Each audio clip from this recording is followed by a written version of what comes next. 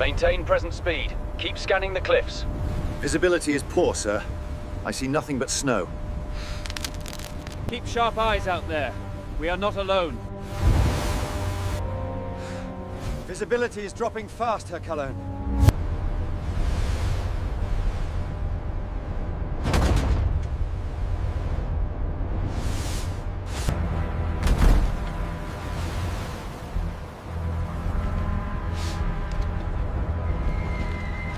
January 1940. The North Sea is flat and black, stretching without horizon. No moon, no stars, only the low churn of engines carried across cold water. On the bridge of a German warship, officers stand in silence. Binoculars hang and used against heavy coats.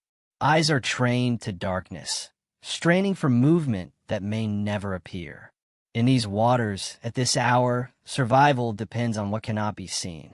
The Kriegsmarine has learned to trust the night. Darkness conceals intent. It hides weakness. It keeps distance between hunter and hunted. Orders are whispered. Cigarettes are forbidden. Every reflection is a risk. Then, without warning, the sea turns white. Searchlights erupt from the darkness. Hard, blinding beams slicing across the water. The horizon vanishes. Steel decks, gun barrels, signal flags, faces, everything is suddenly exposed. There is no time to look away. No time to react. For the first time that night, German officers understand the danger is not the guns. It is the light. In that instant, the night no longer belongs to them, and the silence that follows carries them toward a confrontation shaped not by firepower, but by fear, doctrine, and the brutal consequences of being seen. By the opening weeks of 1940, the war at sea had already settled into a rhythm defined by waiting. Not battles in the open, but long hours of tension in confined waters. The North Sea, the Skagerrak, the approaches to Norway. These were not arenas for grand fleet engagements. They were corridors, narrow, cold, and unforgiving. Germany's Kriegsmarine entered the war with ambition but limitation. The surface fleet was small, carefully husbanded, and never intended to meet the Royal Navy head-on. Grand Admiral Erich Raeder knew this. His officers knew it too. German surface strategy depended on precision, surprise, and controlled engagement. Darkness was not merely cover, it was doctrine. Most German destroyers and cruisers were trained to avoid illumination at all costs. Searchlights were defensive tools, meant to identify a target only at the final moment, never to announce presence. Night fighting manuals emphasized silhouette recognition, sound discipline, and rapid withdrawal. Exposure meant vulnerability. Visibility meant death. Across the water, the Royal Navy carried a different inheritance. British destroyer crews were steeped in traditions born in the First World War. Close-range night attacks, aggressive probing, and deliberate risk. British captains were trained to seize the initiative, even when it meant violating instinct. Where German officers saw darkness as protection, British commanders often saw it as a weapon to be shattered. This difference was not theoretical. It was cultural. The early months of the war, later remembered as the Phony War, masked constant naval movement. Convoys crossed under blackout conditions. Patrols overlapped unknowingly. Mines were laid in silence. Submarines hunted unseen. And beneath it all ran the expectation that when contact came, it would come suddenly and without warning. Technology, at this stage, offered little reassurance. Radar existed, but it was unreliable, primitive, and far from universal. Many ships still depended on optics, binoculars, night glasses, human eyes trained by repetition rather than instruments. Recognition depended on shadow and motion, not screens. For German officers, this created a fragile balance. Night provided concealment, but also blindness. Command decisions relied on incomplete information, often seconds from irreversibility. A single mistake, an incorrect course change, a misidentified silhouette, could expose an entire formation. British destroyers, operating in flotillas, began to exploit this uncertainty. They trained for coordinated night approaches, closing distance before identification. In some cases, they chose not to hide. Instead, they prepared to illuminate. Searchlights, in British doctrine, were not only for seeing the enemy. They were for controlling him. Illumination stripped an opponent of ambiguity. It froze judgment. It forced decisions under pressure.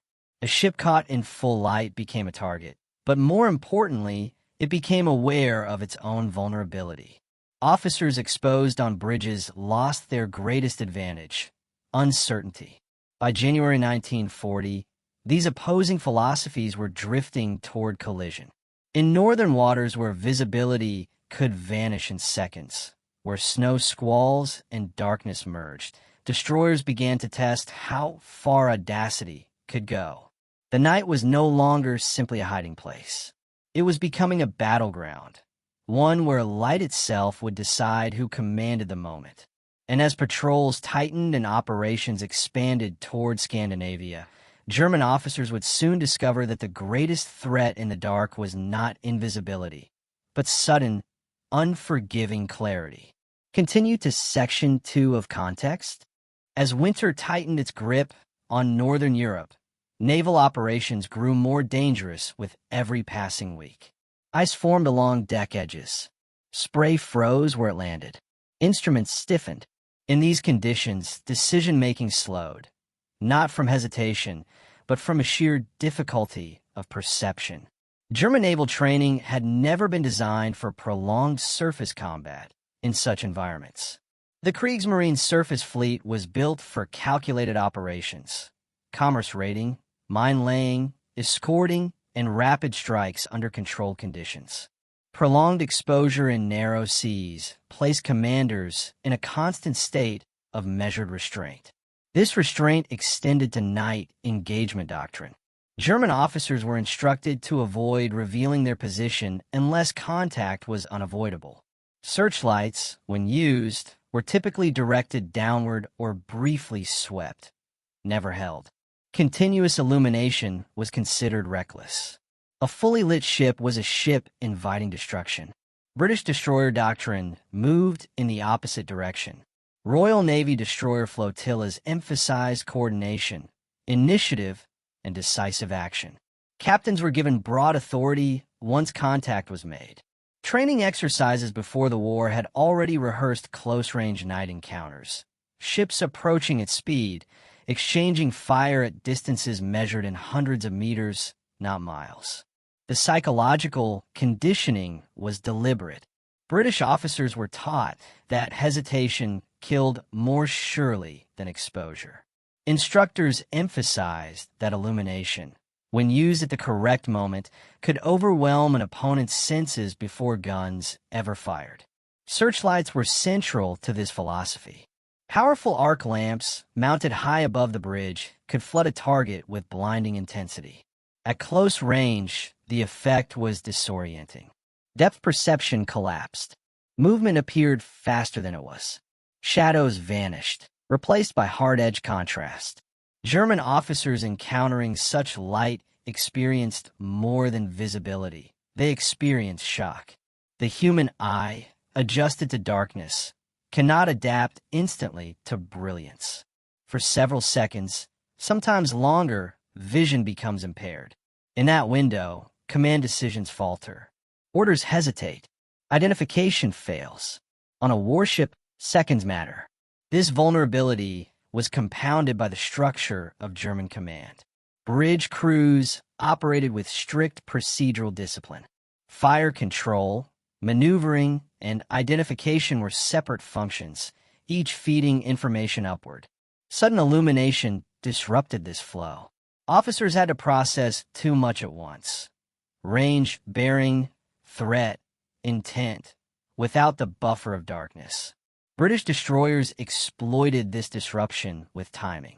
Illumination was not constant. It was sudden, deliberate, often synchronized between multiple ships, trapping the enemy in overlapping cones of light. Reports from early encounters described German officers instinctively raising hands to shield their eyes, momentarily unable to read instruments or observe surrounding vessels. Even experienced commanders found themselves exposed, physically and psychologically. The environment magnified the effect. In snow or mist, light reflected back, creating a white wall that further erased spatial awareness.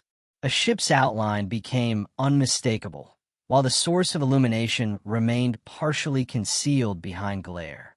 These encounters were not accidents. They were rehearsed outcomes of two competing philosophies. One valued invisibility. The other valued dominance. By early 1940, as operations expanded toward Norway and contested Northern Sea lanes, these doctrines were no longer abstract. They were meeting in real conditions, under real pressure, with lives depending on decisions made in seconds. The stage was set for a confrontation where German officers would confront not superior firepower, but a collapse of the assumptions they trusted most. And when that moment arrived, it would reveal how quickly confidence dissolves when darkness is taken away, forcing men trained to hide into a fight they could no longer avoid.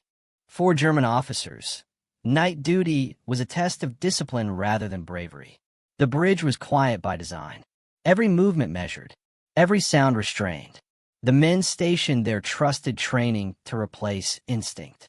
In darkness, rank mattered less than procedure. When searchlights ignited, that order fractured. Eyewitness accounts from early war naval encounters describe a moment of stunned immobility. Officers who had spent hours peering into blackness were suddenly confronted with blinding clarity. The contrast was physical. Eyes burned. Depth perception vanished. Familiar instruments seemed foreign under harsh light. More unsettling was the awareness of exposure. German officers were trained to command from concealment. Illumination reversed that relationship instantly. They were no longer observers. They were the observed. Faces, gestures, hesitation. Everything became visible. British gunners could see silhouettes moving on the bridge. Officers knew this. That knowledge alone carried weight. Fear did not arrive as panic, but as compression, time narrowing, options collapsing. Some officers later described the sensation as standing on a stage. Others compared it to interrogation lamps used in police stations. The light demanded action, but robbed clarity. This was not cowardice.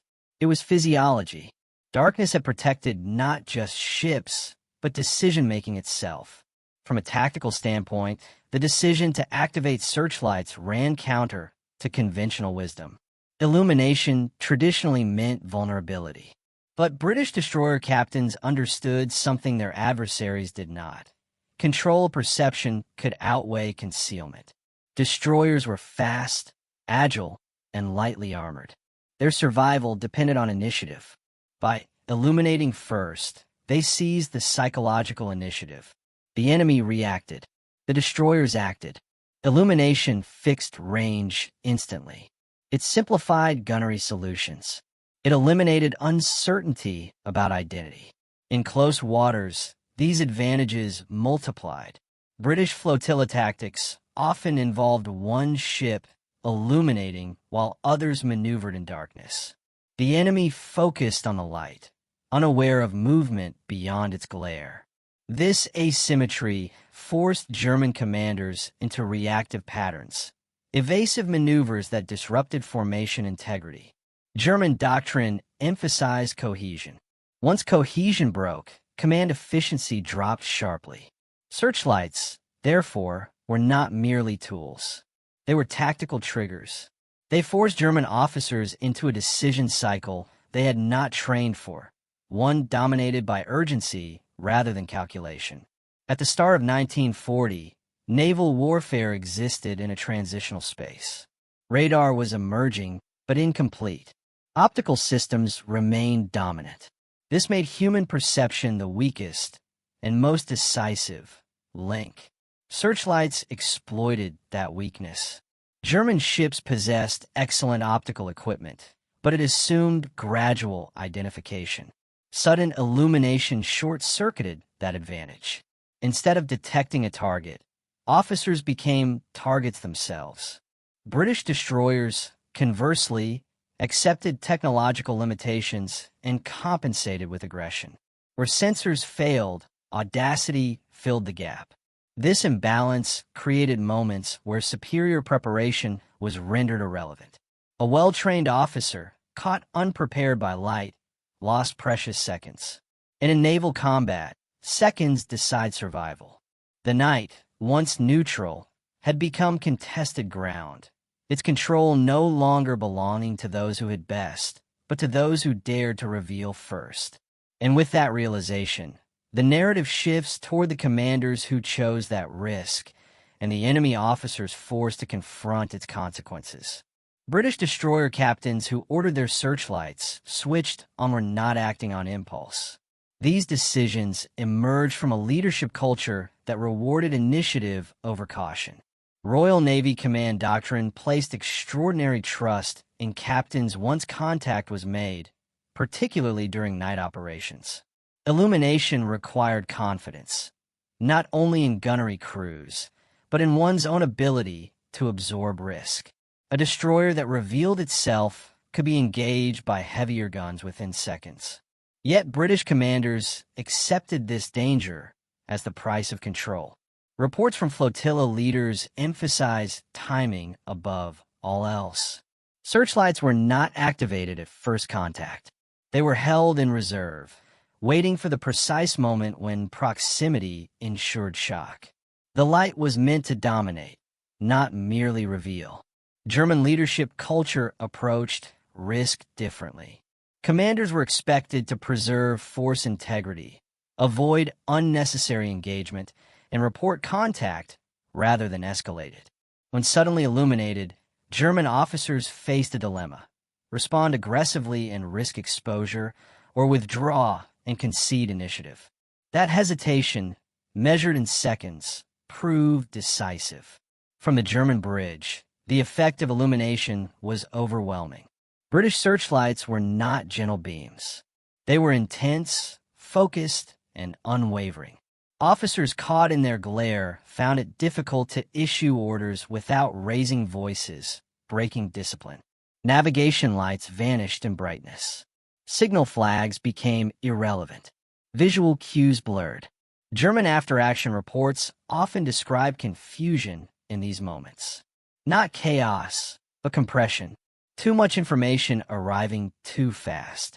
Range estimates collapsed. Bearings shifted as destroyers maneuvered aggressively. Some officers misjudged distance, believing the enemy closer than reality. Others overestimated numbers, mistaking overlapping beams for multiple ships. The mind filled gaps with threat. This psychological distortion mattered. Naval combat relies on accurate perception. When perception fails, doctrine follows. There was also an unspoken moral dimension to this tactic. Illumination removed abstraction. In darkness, the enemy was a silhouette. Under searchlights, he became human. British gunners could see men running on decks.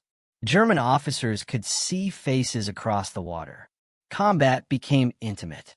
Some British sailors later admitted the discomfort of firing into lighted targets. Yet doctrine prevailed. The purpose was not cruelty, it was dominance.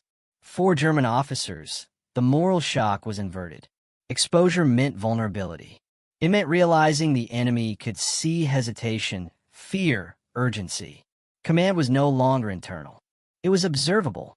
In those moments, the night ceased to be neutral. It chose sides. And as these tensions converged, leadership, perception, morality, the stage was set for a single decisive encounter, where illumination would no longer be theoretical, but catastrophic. April 1940. The waters off Norway are cold, narrow, and unforgiving. German naval operations are underway to support the invasion of Norway, Operation Weserübung. Destroyers, troop transports, and escorts move through fjords and coastal approaches under conditions that favor concealment. Snow squalls drift across the sea. Darkness settles early. Visibility is unreliable, shifting minute by minute. For German officers, this environment reinforces doctrine. Darkness protects movement. Shorelines mask silhouettes. The night belongs to those who avoid attention. British intelligence, however, has already begun tracking German movements. Royal Navy destroyer flotillas are dispatched north with orders that are deliberately broad. Locate, disrupt, engage when opportunity permits. The assumption is clear. Initiative matters more than caution. In the early hours, contact is uncertain. Shapes appear and vanish in mist. Hydrophone reports are inconclusive. Engines slow. Crews strain for sound. No one speaks above a whisper. On German bridges, officers believe they remain unseen.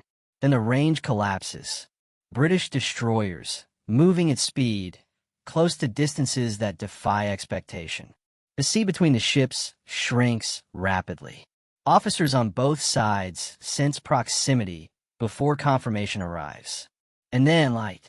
British searchlights snap on almost simultaneously. White beams slice through mist and snow, cutting across the water with brutal clarity. German ships are caught mid-maneuver. Decks, superstructures, gun mounts, everything is revealed at once. German officers instinctively recoil. Eyes adapted to darkness fail them. Instruments glare back uselessly. The bridge becomes a place of confusion rather than control. Orders are delayed. Course changes hesitate. Signals are half-issued, then revised. British destroyer captains do not wait. Illumination fixes range instantly. Gunnery officers shout corrections. Guns elevate. The first salvos are prepared even as German command struggles to respond. In that moment, the night, long trusted as protection, becomes a liability. German ships are no longer concealed. They are framed. And as the searchlights hold steady, the realization spreads across German bridges with chilling clarity. This is no fleeting contact. This is deliberate exposure. The encounter has crossed a threshold. What follows will not be governed by doctrine, but by survival under light. The first British guns fire within seconds of illumination. Not wildly, not hurriedly, precisely. Destroyer-mounted guns, smaller than those carried by German cruisers, lighter than the weapons German officers expect to face, begin placing shells with alarming accuracy.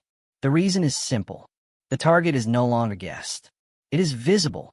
German ships attempt to respond, but the sequence of command is already compromised.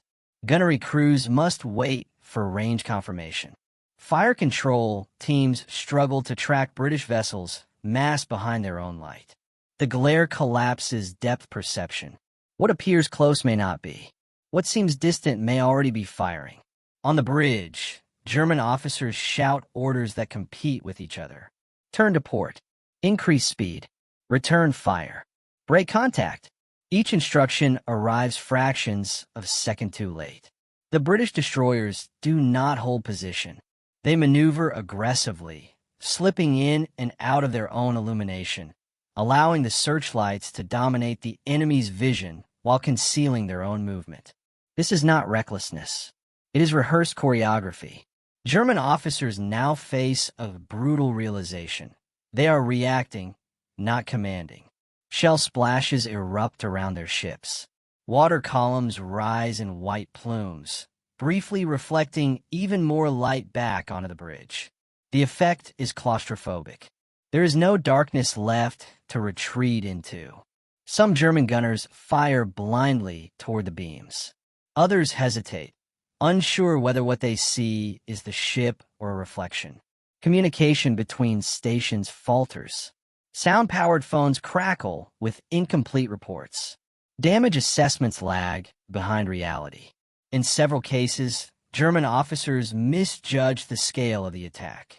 They believe they're facing cruisers, not destroyers. The intensity of illumination and the precision of fire distort perception.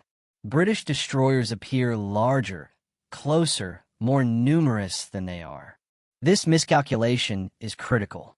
Rather than pressing forward, German commanders begin to disengage. Course changes fragment formations. Ships maneuver independently, prioritizing escape over cohesion. Doctrine, built on mutual support, unravels under pressure. British captains recognize the shift immediately. They do not pursue recklessly. They maintain pressure just long enough to confirm the psychological break. The searchlights remain on, steady and unforgiving, until German silhouettes begin to fade into mist and distance. Only then do the lights cut. Darkness returns, but it is no longer protective. It is empty. On German bridges, officers take stock in silence. No victory signal is sent. No confidence remains. What lingers is the understanding that something fundamental has changed. The night can no longer be trusted.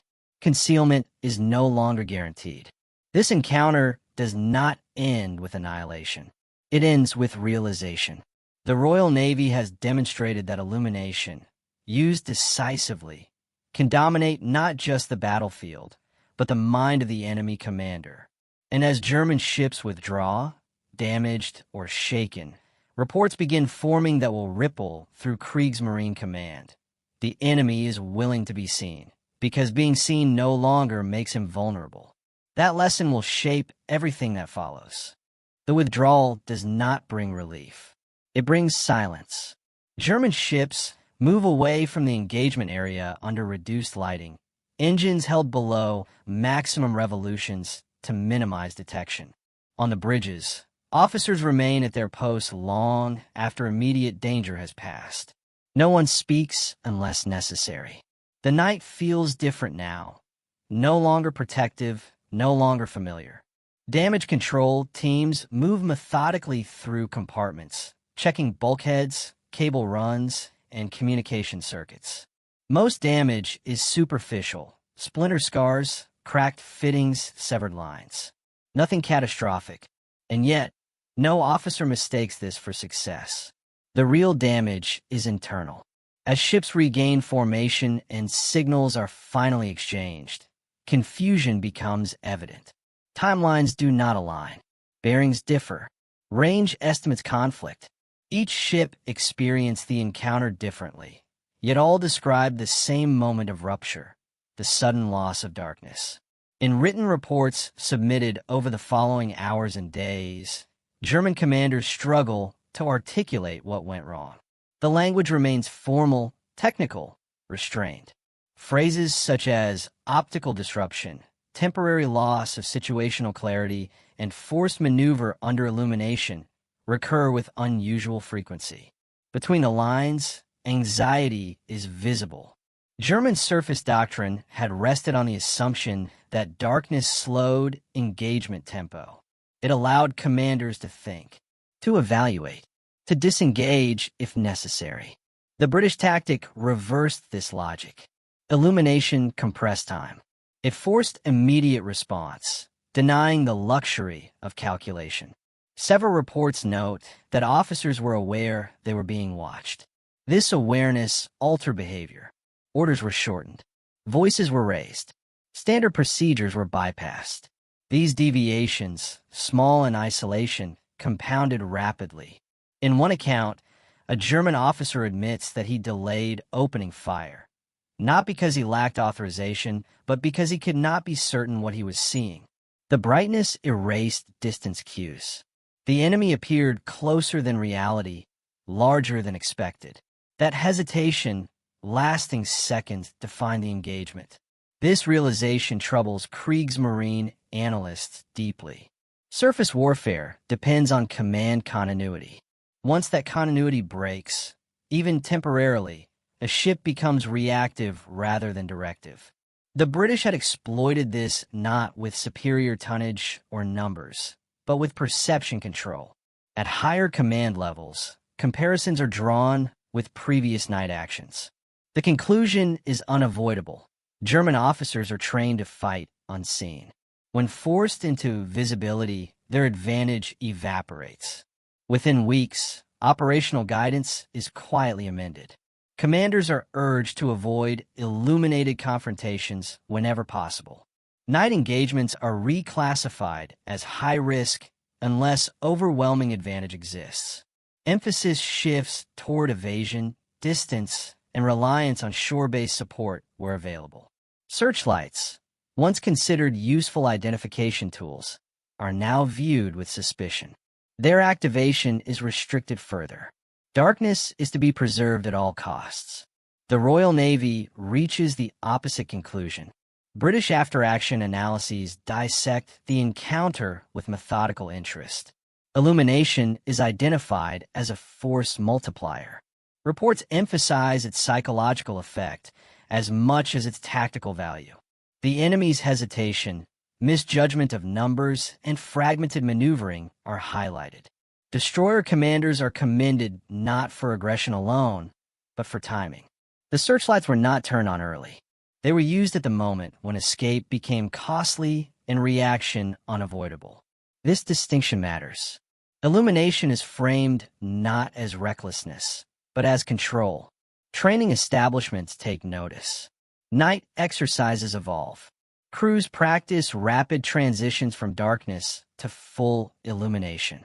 Gunners train to fire immediately upon visual confirmation rather than waiting for extended calculation.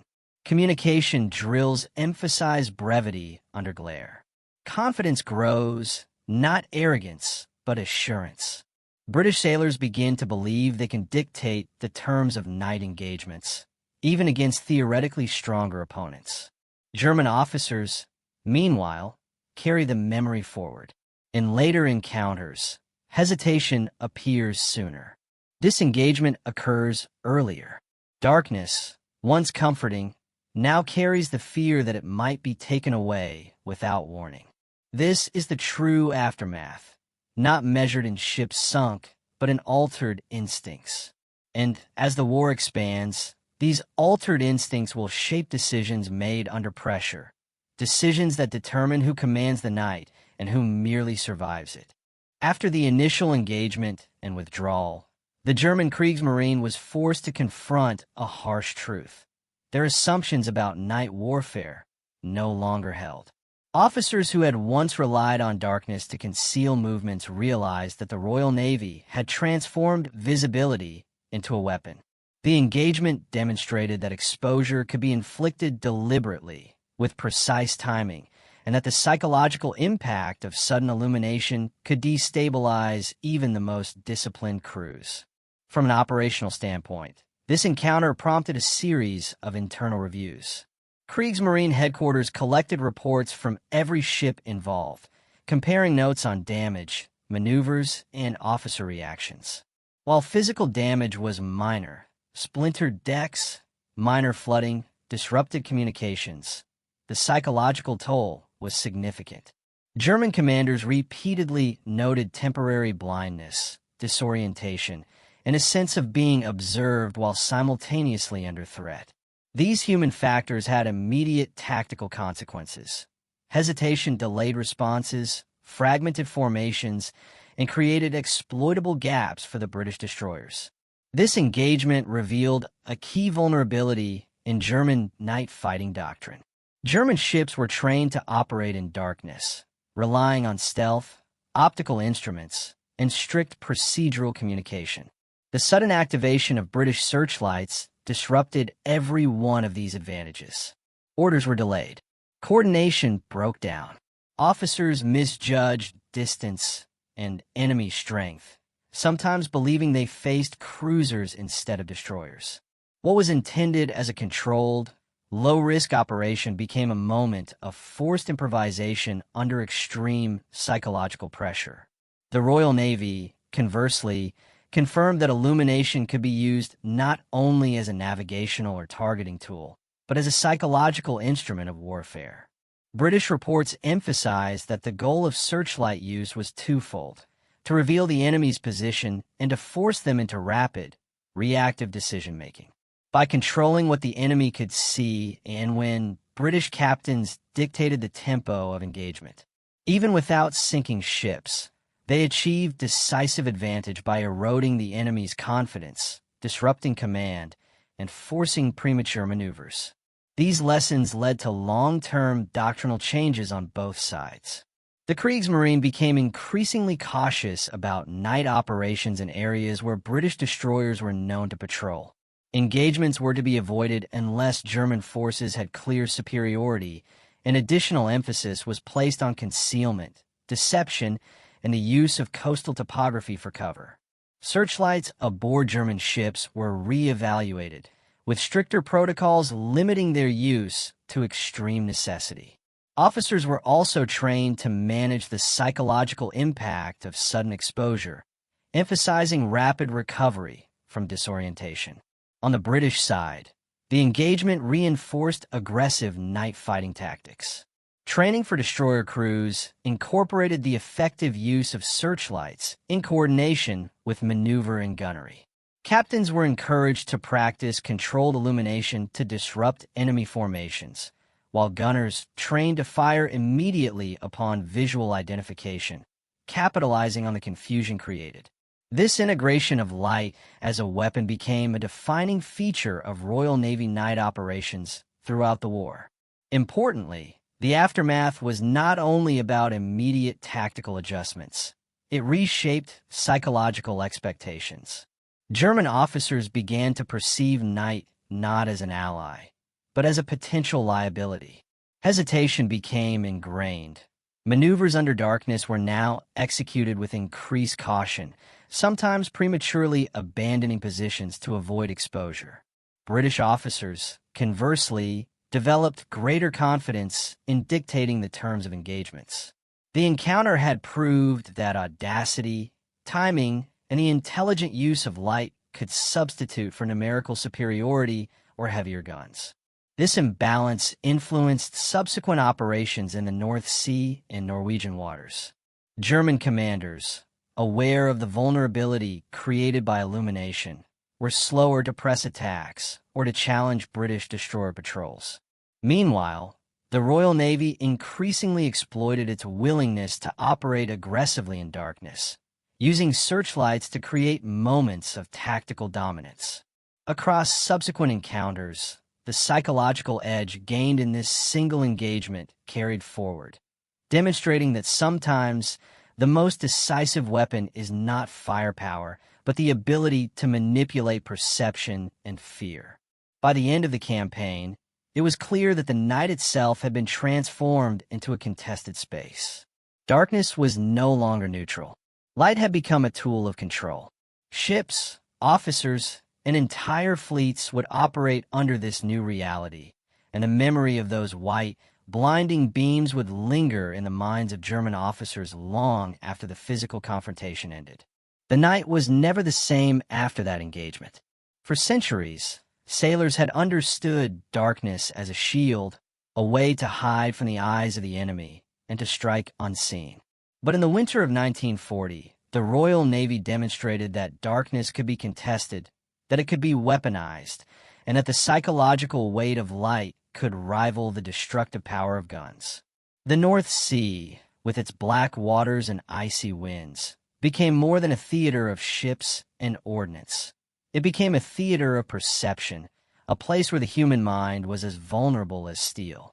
German officers had relied on night to protect strategy and instinct. They had trained for months, for years even, in the art of measured engagement under cover, with darkness as a partner in command. The sudden flare of British searchlights did more than reveal their ships. It exposed their assumptions, their command structure, and their confidence. In those brief, blinding moments, the night became an adversary. The careful cadence of German doctrine collapsed under the pressure of being seen. Every gesture, every order, every hesitation was laid bare to an enemy willing to exploit it. What was remarkable about this encounter was that no single ship was sunk immediately. No crushing salvo destroyed the formation outright. Yet the effect was total.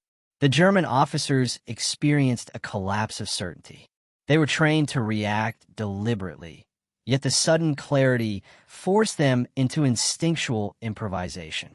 When the human mind is deprived of its usual context, when time is compressed, visibility altered, and perception manipulated, the most experienced commanders become vulnerable. Fear, even if fleeting, became a tactical tool, and in the context of naval warfare, that fleeting fear could determine the outcome before the first shell struck. This event illuminates a broader truth about warfare. The psychological dimension is inseparable from the physical. A ship's armor, its guns, its speed, they all matter. But the confidence of those who command, the clarity of thought under pressure, and the trust in doctrine and procedure, these are equally decisive. The Royal Navy's use of searchlights exploited precisely that principle.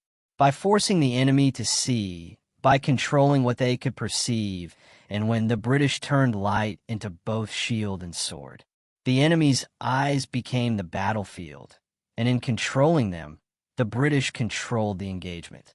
The aftermath was more than tactical. German naval doctrine shifted. Officers were trained to fear illumination as much as firepower. Night engagements were approached with increased caution, sometimes prematurely disengaged, sometimes abandoned. The assumption that darkness provided inherent security was replaced by the knowledge that even the smallest destroyer flotilla could assert dominance if it commanded perception. Across northern waters, this realization reshaped operational thinking, from patrol patterns to the timing of attacks and retreats.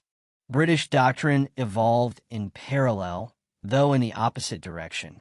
Confidence, once theoretical, became empirical. Captains learned that audacity, when combined with precise coordination and timing, could offset heavier tonnage or superior armament. Crews were trained to operate under the glare they created, to exploit the temporary disorientation of their enemy, and to integrate illumination seamlessly into offensive maneuvers. Night became a space not only to survive but to dominate. Yet the engagement also carried human consequences. On both sides, sailors and officers endured the strain of altered perception, compressed decision-making, and the intimate exposure that light creates. Observers across the water could see fear, hesitation, and physical gestures previously hidden. Combat became less abstract. The enemy was human, visible, immediate. The act of being observed, of knowing that a single mistake would be seen and potentially exploited, weighed heavily. It is a reminder that even in mechanized warfare, human psychology remains central to outcomes. Philosophically, the encounter highlights the mutable nature of warfare itself. Tactics, technology, and doctrine exist in constant interplay with human perception and psychology. The Royal Navy's use of light demonstrates that advantage can be derived not only from superiority in numbers or firepower, but from understanding and exploiting the enemy's cognitive vulnerabilities. Darkness is neutral only until someone chooses to disrupt it. Certainty is fragile, dependent as much on confidence as on instruments or armor. The legacy of these moments extends beyond the North Sea or the Norwegian campaign. The principles observed in that night's engagement informed naval operations throughout the Second World War and beyond. Modern naval strategy continues to recognize that visibility, whether through searchlights, radar, sonar, or electronic surveillance, is a weapon in its own right. Commanders must consider not only what their forces can see, but what the enemy perceives of them. Decision-making under uncertainty remains the defining factor in success or failure. And yet, there is a human story at the heart of it. Officers standing on freezing bridges, hands gripping rails, eyes straining against brilliance and darkness alike, embody the intersection of skill, instinct, and vulnerability. The physical vessels, steel hulls, engines, guns matter, but the human element, the interpretation of light, shadow, and time, is what determined the rhythm of engagement. One misjudged silhouette, one delayed order, 1 second of hesitation could decide the outcome of an encounter as decisively as any shell. It is this tension between machinery and mind, between doctrine and perception, that defines the historical importance of the event. The encounter demonstrates that warfare is not merely a contest of resources, but a contest of awareness, understanding, and psychological control. Commanders who understand these principles, who can manipulate the environment and exploit perception, wield power that rivals the physical force of their ships. In the end, the story of illuminated destroyers is as much about fear as about firepower, as much about human perception as about tactical doctrine. The Germans learned that night could be stripped away from them. The British learned that fear, induced by carefully controlled visibility, could be as potent as any gun. The North Sea, long a dark expanse, became a crucible where these lessons were forged, leaving an enduring imprint on the minds of those who commanded, fought, and survived. Even today, the engagement serves as a reminder that warfare is never just about what is seen or fired, but about how it is perceived, interpreted, and acted upon. The white beams of those searchlights illuminated more than ships. They illuminated the limits of confidence, the fragility of assumptions, and the profound human dimension that remains at the core of combat. In this way, the encounter transcends its immediate tactical impact. It becomes a lesson in human perception, command psychology, and the subtle, invisible dynamics that determine victory or defeat. Light, it turns out, was more than illumination. It was revelation, judgment, and control all at once. It redefined night for both the hunter and the hunted, and it serves as a lasting testament to the truth that in war, visibility can be the deadliest weapon of all.